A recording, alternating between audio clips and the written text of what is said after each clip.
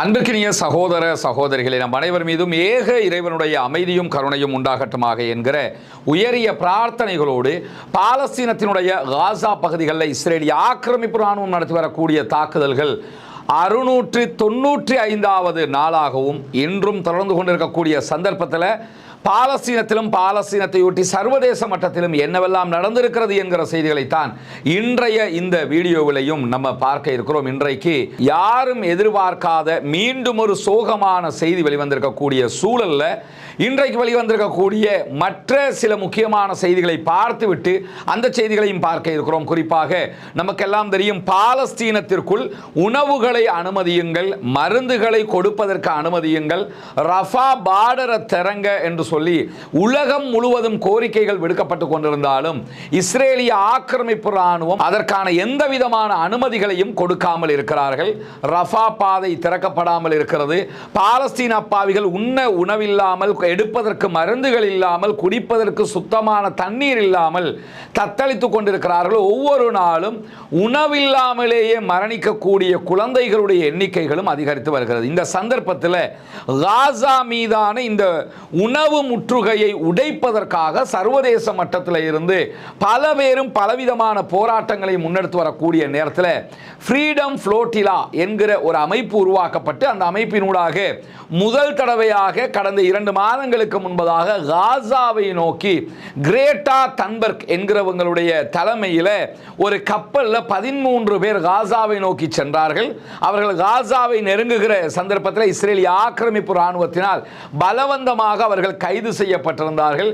Greta Thunberg, அவரோடு இருந்த ஒரு ஹாலிவுட் நட்சத்திரம் நடிகர், அதே போன்று பிரான்சினுடைய எம்பி, பாராளுமன்ற உறுப்பினர் உள்ளிட்ட அத்தனை பேருமே கைது செய்து நாடு கடத்தப்பட்டிருந்தார்கள். அதற்கு பிறகு இதே ஃப்ரீடம் ஃப்ளோட்டிலா கூட்டணியினுடைய மேலும் ஒரு கப்பல் ஹம்வலா என்கிற பெயரில் காசாவை நோக்கி சென்றது. அந்த கப்பலில் இருந்தவங்களையும் இஸ்ரேலிய ஆக்கிரமிப்பு இராணுவம் கைது செய்திருந்த நிலையில ஃப்ரீடம் ஃப்ளோட்டிலா கூட்டணி மீண்டும் ஒரு முக்கியமான முயற்சியை கையிலே எடுத்திருக்கிறது. அது என்னன்னு சொன்னா, ஸ்பெயினில் இருந்து, அதே போன்று இத்தாலியில் இருந்து, மேற்கு நாடுகள் பலவற்றிலும் இருந்து கிட்டத்தட்ட 30,000 பேர் காசாவை நோக்கி கப்பல்களிலும் படகுகளிலும் கடல் வழியாக பயணிக்க இருக்கிறார்கள். நேற்றைய தினம் அவர்களுடைய முதலாவது பயணம் ஆரம்பித்திருக்கிறது. இங்க நீங்க பார்க்கலாம், அந்த பயணத்திற்கு முன்பதாக ஊடகங்களை சந்தித்து செயல்பாட்டாளர்கள் பேசுகிற காட்சியை தான் நீங்க பார்க்குறீங்க.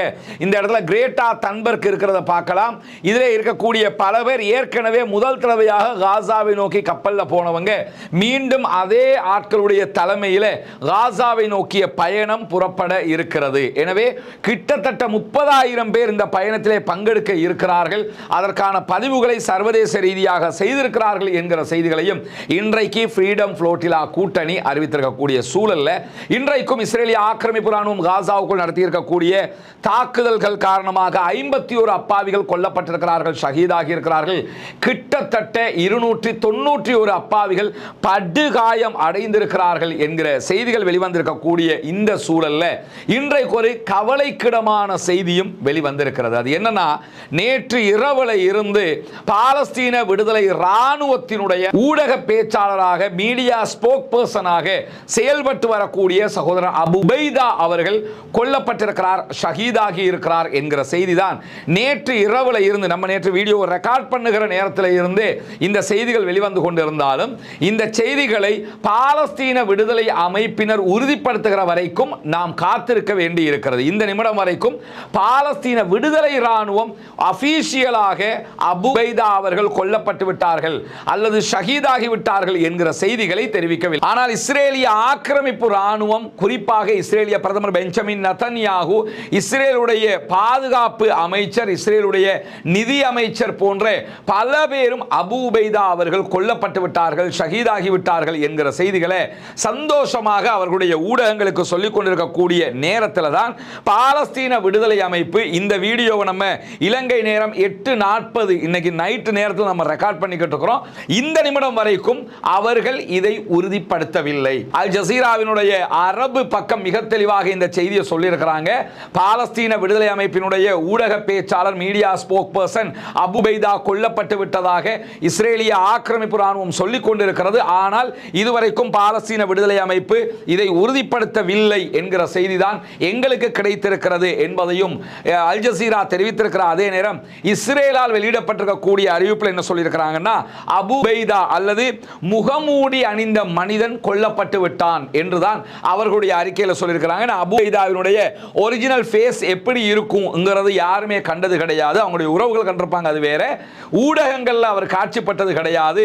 இன்றைக்கு பல ஆண்டுகளாக ஊடகங்களில் வருகிற போதெல்லாம் தன்னுடைய முகத்தை மறைத்த நிலையில் தான் ஊடக பேச்சாளராக அபு உபைதா அவர்கள் இந்த உலகுக்கு காட்சி தந்திருக்கிறார்கள். ஜூன் மாதம் 25, 2006ஆம் ஆண்டு பாலஸ்தீன விடுதலை ராணுவத்தினுடைய மீடியா ஸ்போக் பர்சனாக ஊடக பேச்சாளராக நியமிக்கப்பட்டார் சகோதரர் அபு உபைதா. 2006, இன்றைக்கு 2025, இத்தனை ஆண்டுகளாக அவர் தன்னுடைய அடையாளத்தை உலகுக்கு காட்டியதில்லை என்கிற நிலையில் 2008ஆம் ஆண்டு இதே போன்று அபு உபைதா அவர்கள் கொல்லப்பட்டதாக இஸ்ரேலிய ஆக்கிரமிப்பு ராணுவம் அறிவித்திருந்தது. ஆனால் அதன் பின் அபு உபைதா அவர்கள் உயிரோடு இருக்கிற செய்திகள் இந்த உலகுக்கு தெரிய வந்திருந்த நிலையில் அதற்கு பிறகு 2012ஆம் ஆண்டும் அபு உபைதா அவர்கள் கொல்லப்பட்டு விட்டார்கள், ஷஹீதாகி விட்டார்கள் என்று 2012 இஸ்ரேல் காசா போர்ல இதே அறிவிப்பை பாலஸ்தீன விடுதலை அமைப்புக்கு எதிராக இஸ்ரேலிய ஆக்கிரமிப்பு ராணுவம் எடுத்திருந்தது. ஆனால் அதற்கு பிறகு அபு உபைதா அவர்கள் உயிரோடு இருக்கிறார்கள் என்கிற செய்திகள் வெளிவந்திருந்தது. அதே போன்று 2014ஆம் ஆண்டும் அபு உபைதா அவர்கள் கொல்லப்பட்டு விட்டார்கள், ஷஹீதாகி விட்டார்கள் என்கிற அறிவிப்பை இஸ்ரேலிய ஆக்கிரமிப்பு ராணுவம் எடுத்திருந்த நிலையில் இந்த காசா இஸ்ரேல் இந்த வார நீங்க எடுத்துக்கிட்டீங்கன்னா இந்த வாரில் மாத்திரம் கிட்டத்தட்ட ஒரு 10 தடவை அபு உபைதா கொல்லப்பட்டிருப்பாரு. கொன்னுட்டோம் இதுக்கு முன்னாடியும் அறிவிச்சிருக்கிறாங்க. ஆனால் இதுவரைக்கும் உறுதியாக கொல்லப்பட்டு விட்டார் தான் என்பதை பாலஸ்தீன விடுதலை அமைப்பு ஒரு சந்தர்ப்பத்திலும் அறிவித்திருக்கவில்லை. ஆனால் இந்த தடவை அபு உபைதா அவர்கள் கொல்லப்பட்டிருக்கலாம் என்பதுதான் 199% நெருக்கமான செய்தியாக இருப்பதை நம்ம பார்க்க முடியுது. பாலஸ்தீன விடுதலை அமைப்பு அபிஷியலாக இன்னும் அறிவிக்கலனாலும் ஆனால் அது உண்மையாக இருக்குமோ என்கிற தோற்றப்பாடுகள் தான் வெளிவந்து கொண்டிருக்கேன்னா, இன்றைக்கு இஸ்ரேலிய ஆக்கிரமிப்பு ராணுவம் அபு உபைதா அவர்களை கொன்றுவிட்டதாக அறிவித்த ஒரு சில மணி நேரங்களுக்குள்ளாக பாலஸ்தீன விடுதலை அமைப்பினர் வித்தியாசமாக இதற்கு முன் இதுவரைக்கும் இந்த யுத்த காலத்தில் செய்யாத ஒரு காரியத்தை செய்திருந்தார்கள். அவர்களுடைய அபிஷியல் ஊடகத்தில் பாலஸ்தீன விடுதலை அமைப்பு சார்பாக இதுவரைக்கும் கொல்லப்பட்ட முக்கியஸ்தர்களுடைய புகைப்படங்களை அவர்கள் வெளியிட்டிருக்கிறார்கள். அதிலே ஷஹீத் இஸ்மாயில் ஹனியா அவர்களுடைய புகைப்படம் இருக்கிறது. ஒரே புகைப்படத்தில் சில பேர் அவங்க காட்சிப்படுத்தியிருக்கிறாங்க. அதிலே ஷஹீத் இஸ்மாயில் ஹனியா முன்னாள் பாலஸ்தீனத்துடைய பிரதம மந்திரி அவர்கள் இருக்கிறார்கள். மரணிக்கும் போது அவர் பாலஸ்தீன விடுதலை அமைப்பினுடைய தலைவராக செயல்பட்டார். ஈரானுடைய ஜனாதிபதியாக மசூத் பெசக்ஷியன் தெரிவு செய்யப்பட்ட அன்றைய நாள் ஈரானுக்குள் வைத்து இவர் இஸ்ரேலிய ஆக்கிரமிப்பு ராணுவத்தினுடைய உளவு பிரிவால் ராக்கெட் லான்ச்சர் மூலமாக கொல்லப்பட்டிருந்தார். அதே போன்று அதற்கு பிறகு யஹியா சின்வார் அவர்கள் கொல்லப்பட்டிருந்தார்கள். ஷஹீத் யஹியா சின்வார் அவர்கள். ஷஹீத் யஹியா சின்வார் அவர்களுடைய புகைப்படமும் இஸ்மாயில் ஹனியா அவர்களுடைய புகைப்படமும் இருக்கிற அதே நேரம் பாலஸ்தீன விடுதலை ராணுவத்தினுடைய படைப்பிரிவின் தலைமை தளபதி, இன்னும் சொல்ல போனால் இந்த பாலஸ்தீன விடுதலை ராணுவத்தை உருவாக்கியவர் என்று சொல்லப்படக்கூடிய முகமது லைஃப் அவர்களுடைய புகைப்படமும் அதிலே இருக்கிறது. அதே போன்று அவருக்கு துணையாக இருக்கக்கூடிய மர்வான் ஈசா அவர்களுடைய புகைப்படம் அதிலே இருக்கிறது. மே மாதம் 2021 இஸ்ரேலிய ஆக்கிரமிப்பு ராணுவத்தால் கொல்லப்பட்ட காசாவினுடைய படை தளபதிகளில் ஒருவராக செயல்பட்ட பஸ்ஸாயிம் ஈசா அவர்கள் அதிலே இருக்கிறார்கள். இதே நேரத்தில் அதே புகைப்படத்தில் பாலஸ்தீன விடுதலை ராணுவத்தினுடைய மிக முக்கியமான தளபதிகளில் ஒருவராக செயல்பட்ட முகமது சின்வார் அவர்களும் இருக்கிறார்கள். இந்த இடத்துல என்ன கவனிக்கணும்னா, இந்த கொல்லப்பட்ட ஷஹீதான தளபதிகளுடைய புகைப்படங்களை ஒட்டுமொத்தமாக பாலஸ்தீன விடுதலை அமைப்பு வெளியிட்டிருக்கிறது. அந்த புகைப்படத்தை பயன்படுத்த முடியாது என்பது உங்களுக்கு தெரியும். அந்த புகைப்படத்தில் இருக்கிறவர்கள் ஷேக் ஷஹீத் முகமது சின்வார் அவர்களும் இருக்கிறார்கள். முகமது சின்வார் அவர்களை நாங்கள் கொன்றுவிட்டோம் என்று மே மாதம் 13ஆம் தேதி இஸ்ரேலிய ஆக்கிரமிப்பு ராணுவம் அறிவித்திருந்த நிலையில் அது தொடர்பாக பாலஸ்தீன விடுதலை ராணுவம் இதுவரைக்கும் எந்த கருத்துக்களையுமே வெளியிடாமல் இருந்து வந்தது. யுத்த தர்மத்தில் யுத்தம் நடக்கும் போது யுத்தம் பலவீனப்பட்டுவிடக் கூடாது என்பதாலும் தங்களுடைய தலைவர்கள் தங்களுடைய கூட இருக்கக்கூடிய சோல்ஜர்ஸ் இன்னும் தைரியமாக செயல்பட வேண்டும் என்பதற்காகவும் இது போன்ற காரியங்களில் எல்லா படைப்பிரிவுகளும் செயல்படுவது நியாயமான ஒன்றாக பார்க்கப்படும். அந்த வகையில் முகமது சின்வார் அவர்கள் கொல்லப்பட்டதாக மே மாதம் 13ஆம் தேதி இஸ்ரேலிய ஆக்கிரமிப்பு ராணுவம் அறிவித்திருந்தாலும் இதுவரைக்கும் பாலஸ்தீன விடுதலை அமைப்பினர் அதை அறிவிக்காமல் இருந்து வந்திருந்தார்கள். ஆனால் இன்றைக்கு அவங்க வெளியிட்டிருக்கக்கூடிய அவர்களுடைய மரணித்த தளபதிகளுடைய புகைப்படத்தினுடைய பட்டியலில் முகமது லைஃப் அவர்களும் அவர்களும் முகமது சின்வார் அவர்களும் இடம்பெற்றிருக்கிறார்கள். எனவே பாலஸ்தீன விடுதலை அமைப்பினுடைய தளபதிகளில் முகமது சின்வார் அவர்களும் கொல்லப்பட்டிருக்கிறார், ஷஹீதாகி இருக்கிறார் என்கிற செய்திகள் இன்றைக்கு உறுதியாகி இருக்கிறது.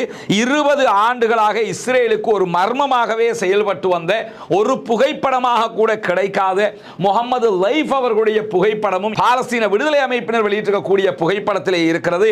ஜனவரி மாதம் 30ஆம் தேதி முகமது லைஃப் அவர்கள் கொல்லப்பட்டிருந்தார், ஷஹீதாகி இருந்தார் என்பதும் குறிப்பிடத்தக்கது. எனவே இன்றைக்கு வெளியாகி இருக்கக்கூடிய இந்த செய்தியை பொறுத்தவரையில் அபு உபைதா அவர்கள் கொல்லப்பட்டு விட்டார்கள், ஷஹீதாகி விட்டார்கள் என்கிற செய்தி வெளியாகி ஒரு சில மணி நேரங்களுக்குள்ளாகத்தான் இந்த தளபதிகள், மரணித்த தளபதிகளுடைய புகைப்படங்களை பாலஸ்தீன விடுதலை அமைப்பினர் வெளியிட்டிருக்கிறார்கள்.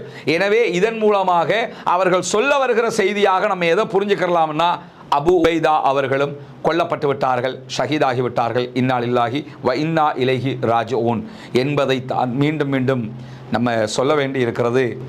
கிட்டத்தட்ட இந்த யுத்தம் ஆரம்பித்து 2 ஆண்டுகளாக பாலஸ்தீனத்தில் நடக்கக்கூடிய செய்திகளை வெளியிலே கொண்டு வந்து தந்த சகோதரர்கள் 2 பேர். ஒன்று அபு உபைதா அவர்கள், இரண்டாவது அபு ஹம்சா அவர்கள். சகோதரர் அபு ஹம்சா அவர்கள் 3 மாதங்களுக்கு முன்பதாகவே கொல்லப்பட்டு விட்டார். அவருடைய மனைவி பிள்ளைகளோடு அவர் கொல்லப்பட்டிருந்தார், ஷஹீதாகி இருந்தார் என்கிற நிலையில் இன்றைக்கு அபு உபைதா அவர்கள் கொல்லப்பட்டிருக்கிறார்கள் என்பதை பாலஸ்தீன விடுதலை அமைப்பினருடைய இந்த செய்தியினூடாக நம்ம புரிந்து கொள்ள முடிகிறது. அதே நேரம் இன்றைக்கு பாலஸ்தீன விடுதலை அமைப்பினுடைய செய்திகளை தொடர்ந்து வெளியிட்டு வரக்கூடிய அல் ஜசீராவினுடைய காசாவுக்கான செய்தி பக்கம் பாலஸ்தீன விடுதலை அமைப்பினுடைய ஊடக பேச்சாளர், மீடியா ஸ்போக் பர்சனாக செயல்பட்ட அபு உபைதா அவர்களுடைய கடந்த கால உரைகள், கடந்த கால செய்திகளை கருப்பு நிறமாக பிளாக் அண்ட் ஒயிட்ல ஒளிபரப்பி இருப்பதையும் நம்ம பார்க்க முடிகிறது. எனவே பாலஸ்தீன விடுதலை அமைப்பினர் உத்தியோகபூர்வமாக ஒற்றை வார்த்தைகளில் அபு உபைதா கொல்லப்பட்டு விட்டார், ஷஹீதாகி விட்டார் என்று குறிப்பிடாவிட்டாலும் அபு உபைதா அவர்கள் கொல்லப்பட்டு விட்டார்கள், ஷஹீதாகி விட்டார்கள் என்பதை அவர்கள் வேறு வழிகளில் சொல்லி இருக்கிறார்கள்.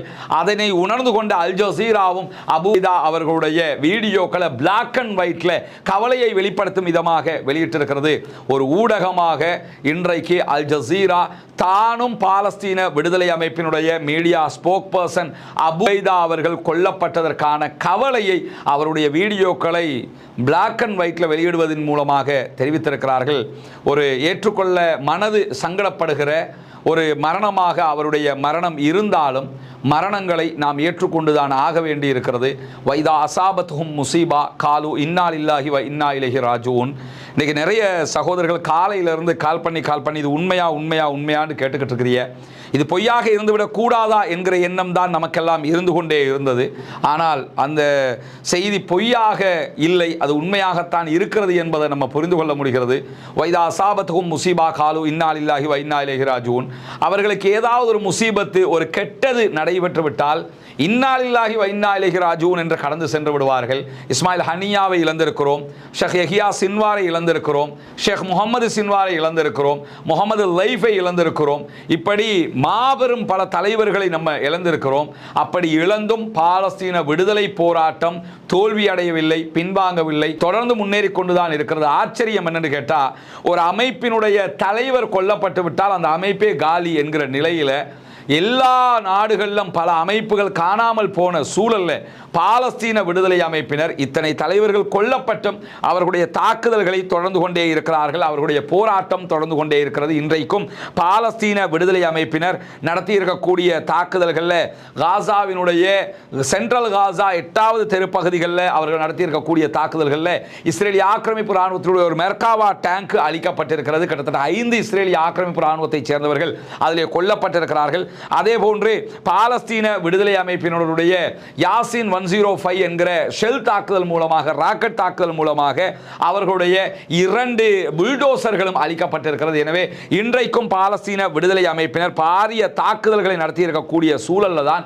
அன்சாருல்லா என்கிற ஹூதிகளுடைய படைப்பிரிவு நாங்கள் தொடர்ந்து பாலஸ்தீனத்திற்கு ஆதரவாக இருப்போம், எங்களை நோக்கி எத்தனை தாக்குதல்கள் நடத்தப்பட்டாலும் அதை எதிர்கொண்டு நாங்கள் அவர்களோடு நிற்கத்தான் போகிறோம் என்று இன்றைக்கு அன்சாருல்லா படைப்பிரிவினுடைய தலைவர் விடுத்திருக்கக்கூடிய அறிவிப்பில் சொல்லப்பட்டிருக்கிறது. அன்சாருல்லாவினுடைய அரசியல் துறை சார்ந்தவர்கள் மீது இஸ்ரேல் 3 நாட்களுக்கு முன்பதாக தாக்குதல்களை நடத்தி இருந்தது.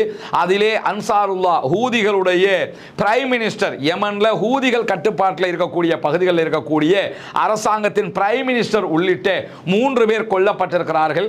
அப்படி கொல்லப்பட்டிருந்தும் அவர்கள் இன்றைக்கு எடுத்திருக்கக்கூடிய அறிக்கைகளில் எங்களுடைய மக்களை, எங்களுடைய தலைவர்களை நீங்கள் கொள்வதால் ஒருபோதும் எங்களுடைய இஸ்ரேல் எதிர்ப்பை தவிர்த்துவிட முடியாது. எனவே இஸ்ரேலுக்கு எதிராக பாலஸ்தீனத்திற்கு ஆதரவான எங்களுடைய தாக்குதல்கள் தொடரும். நாங்கள் தொடர்ந்தும் அவர்களை எதிர்த்து கொண்டே இருப்போம். எங்களுடைய இழப்புகள் இறைவனுக்கானது, எங்களுடைய வெற்றிகள் மக்களுக்கானது என்கிற தகவல்களையும் அவங்க இன்னைக்கு சொல்லி இருக்கிறத நம்ம பார்க்க முடிகிற அதே நேரம் ராய்ட்டர்ல இதுவரைக்கும் பயணித்துக் கொண்டிருந்த ராய்ட்டர்ல ஒரு செய்தியாளராக செயல்பட்டு வந்த கனடாவை சேர்ந்த பத்திரிகையாளர் லவேரி ஜிங்க் என்கிறவங்க இன்றைக்கு நான் ராய்ட்டர்ல இருந்து என்னுடைய பதவியை ராஜினாமா செய்கிறேன் என்று அறிவித்திருக்கிறார்கள். குறிப்பாக ஆகஸ்ட் மாதம் 26ஆம் தேதியே அவங்க தன்னுடைய ராஜினாமா கடிதத்தை கொடுத்திருக்கிறார்கள். 2023 அக்டோபர் 7ஆம் தேதி முதல் பாலஸ்தீன மக்களுக்கு எதிராக இஸ்ரேலிய ஆக்கிரமிப்பு ராணுவம் நடத்தி வரக்கூடிய தாக்குதல்களில் ஒரு பக்க சார்பாக ராய்ட்டர் செய்தி சேர்வை இஸ்ரேலுக்கு ஆதரவாகவே செயல்பட்டு வருகிறது. பாலஸ்தீன அப்பாவிகளுக்குரிய எந்த விதமான ஆதரவையும் அவர்கள் தெரிவிக்கவில்லை. எனவே இந்த ஊடகத்தில் நான் பணியாற்ற முடியாது என்று சொல்லி ராய்ட்டருடைய கனடாவில் இருந்து செயல்பட்டு வந்த பத்திரிகையாளர் லவேரி ஜிங்க் அவர்கள் ராஜினாமா செய்திருக்கிறார்கள். ராய்ட்டர்ல நமக்கு ஜாபு கிடைக்காதா என்று பல பேர் ஏங்குகிற நேரத்தில் எனக்கு தொழிலை விட காசா மக்களுடைய உயிர் முக்கியம் என்று சொல்லி இந்த சகோதரி தன்னுடைய தொழிலை தூக்கி எறிந்திருக்கிறார் என்கிற செய்திகளும் இன்றைக்கு வெளியாகி இருக்கிற அதே நேரம் பாலஸ்தீன விடுதலை இராணுவத்தைச் சேர்ந்த எத்தனை பேர் கொல்லப்பட்டாலும் அமெரிக்காவில் இன்றைக்கு மேற்கொள்ளப்பட்டிருக்கக்கூடிய ஒரு கருத்து கணிப்பீடும் வெளியாகி இருக்கிறது. அல் ஜசீரா இதை ஒரு கொட்டை எழுத்துல முக்கியமான செய்தியாக வெளியிட்டிருக்கிறாங்க. அந்த செய்தியில் நீங்க பார்த்தீங்கன்னா அமெரிக்காவினுடைய புதிய தலைமுறை நியூ ஜெனரேஷன் இருக்கிறாங்களா இல்லையா, இந்த புதிய ஜெனரேஷன் இளைஞர்கள் 60% மேற்பட்டவர்கள் இஸ்ரேலை விட பாலஸ்தீன விடுதலை அமைப்பினரை விரும்புகிறார்கள், நேசிக்கிறார்கள் என்கிற ஒரு முக்கியமான செய்தி வெளியாகி இருக்கிறது. பாலஸ்தீன விடுதலை அமைப்பினர் ஒரு ஹீரோக்களாக மக்களுக்கு மத்தியிலே பார்க்கப்பட ஆரம்பித்து விட்டார்கள், இளைஞர்களால் பார்க்கப்பட ஆரம்பித்து விட்டார்கள். காசாவில் நடைபெறுகிற இந்த யுத்தம் உடனடியாக நிறுத்தப்பட வேண்டும் என்கிற கோரிக்கைகளையும் அமெரிக்காவினுடைய இளைஞர்கள் விடுத்து வருகிறார்கள் என்கிற செய்திகளை இன்றைக்கு வெளியாகி இருக்கக்கூடிய குறித்த கருத்து கணிப்பீடும் சொல்லி இருக்கிறத நம்ம பார்க்க முடிகிறது. எனவே இன்றைக்கு நாம் ஏற்றுக்கொள்ள முடியாத ஒரு இழப்பை சந்தித்திருக்கிறோம். 2 ஆண்டுகளாக கிட்டத்தட்ட பாலஸ்தீன செய்திகளை தொடர்ந்து உலகத்திற்கு சொல்லி வந்த சகோதரர் அபு உபைதா அவர்கள் நம்மை விட்டு பிரிந்திருக்கிறார்கள். இன்னாலில்லாஹி வ இன்னா இலைஹி ராஜிஊன். அவருடைய மறுமை வாழ்வு வெற்றி பெற அல்லாஹ்விடத்திலே பிரார்த்தனை செய்யுங்கள். அவர் ஷஹீதுடைய அந்தஸ்தை பெற்றுக்கொள்ள வேண்டும் என்று அல்லாஹ்விடத்திலே கையேந்துங்கள். அவருடைய நன்மைகள் எல்லாம் இறைவன் ஏற்றுக்கொள்ள வேண்டும், பாவங்களை பொறுத்தருள வேண்டும், அவருக்கு மன்னிப்பை வழங்க வேண்டும் என்கிற பிரார்த்தனையை அல்லாஹ்விடத்திலே முன்வைக்க தவறிவிடாதீர்கள். தஹஜ்ஜத் தொழுகைகளில் பாலஸ்தீன விடுதலை இராணுவத்திற்கு ஆதரவாகவும் அதே போன்று சகோதரர் அபைதா உள்ளிட்ட மரணித்த அத்தனை சகோதரர்களுக்காகவும் போராடக்கூடிய அத்தனை சகோதரர்களுக்காக தொடர்ந்தும் கையேந்துங்கள். பாலஸ்தீன மக்களுக்காக கையேந்துகிற அதே நேரம் இஸ்ரேலிய ஆக்கிரமிப்பு ராணுவத்திற்கு எதிராக தொடர்ந்தும் குனூத்துன் நாசிலாவை ஓதி வாருங்கள் என்கிற கோரிக்கைகளோடு பாலஸ்தீன மக்களுக்காக ஜனநாயக ரீதியாகவும் குரல் எழுப்புவோமாக. வாஹிர் தஅவானா அல்ஹம்துலில்லாஹி ரப்பில் ஆலமீன்.